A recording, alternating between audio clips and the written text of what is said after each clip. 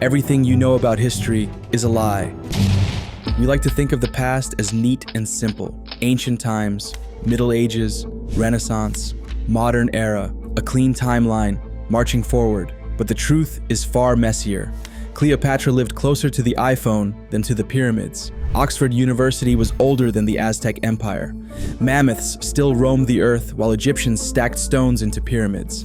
And the last guillotine execution in France happened the same year Star Wars hit theaters. History doesn't move in straight lines. It collides, it overlaps, it glitches. Consider this: Anne Frank, Martin Luther King Jr., Barbara Walters, all born the same year. You were taught a story about the past, but the real story, it's stranger, more tangled, more alive. And once you see how insane it really is, you'll never look at time or yourself the same way again. And the first crack in that illusion? It starts with a queen you already know, Cleopatra. We think of her as ancient history, a relic from an ethical era. But the pyramids she ruled beside? Ancient ruins, even to her, over 2,500 years old. When Cleopatra was alive, the pyramids were older to her than she is to us. But it gets even stranger. While Cleopatra ruled among ancient ruins, across the ocean, a university was rising before an empire was even born, Oxford. That grand old university was churning out scholars while the Aztecs were just laying the first stones of their empire. On the other hand, Europeans were studying Aristotle while the land that would host Tenochtitlan was untouched. One world studying Aristotle, another still unborn. Meanwhile, in the so-called distant medieval past, the guillotine was still claiming lives in 1977, as families packed into theaters to watch Star Wars. The same year, families sat in theaters, watching Star Wars and dreaming of futuristic space battles, a man lost his head to a medieval blade.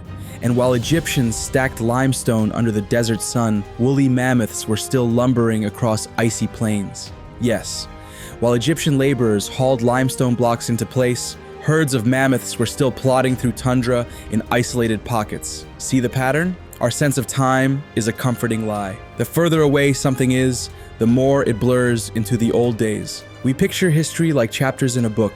Rome falls, Middle Ages begin, Renaissance follows, then modernity dawns. But in reality, entire centuries of chaos, forgotten lives, and contradictory events stretch between those milestones. And sometimes they collide headfirst into each other. Anne Frank, Martin Luther King Jr., and Barbara Walters, all born in 1929.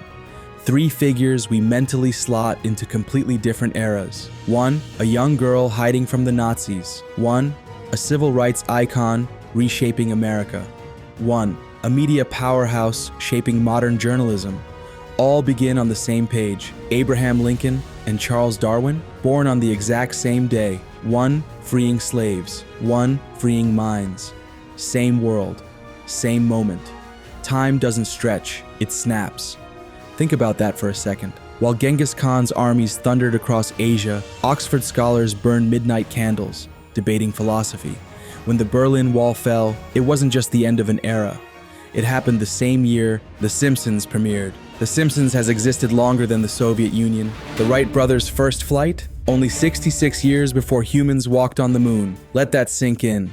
A single lifetime took humanity from barely lifting a plank of wood into the sky to stepping onto another world. History isn't orderly. It's chaos barely contained. And you're tangled in it too. And it's not just technology warping the timeline. Civil rights, racial segregation ended officially in the US within living memory.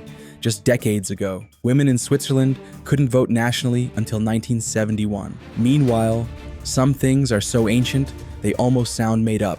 Beer was brewed in Mesopotamia before the wheel was invented. Lions roamed Greece and Syria like deer do today. The Great Library of Alexandria housed more accumulated knowledge than anywhere on Earth. Had it survived, humanity might be centuries ahead today. But it didn't survive. It burned, and history, once again, reset. History is absurd. It's not a sequence of clean beginnings and endings.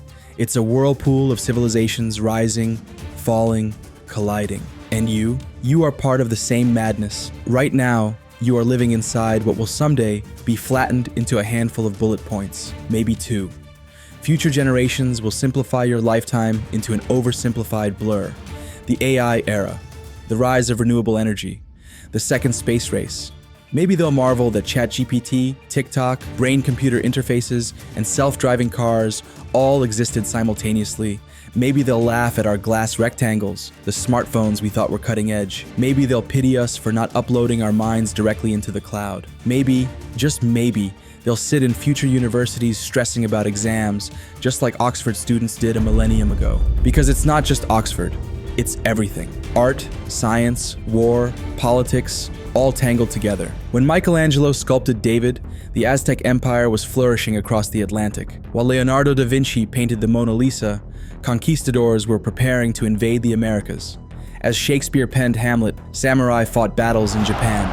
As Beethoven composed his symphonies, American settlers pushed westward, displacing native peoples.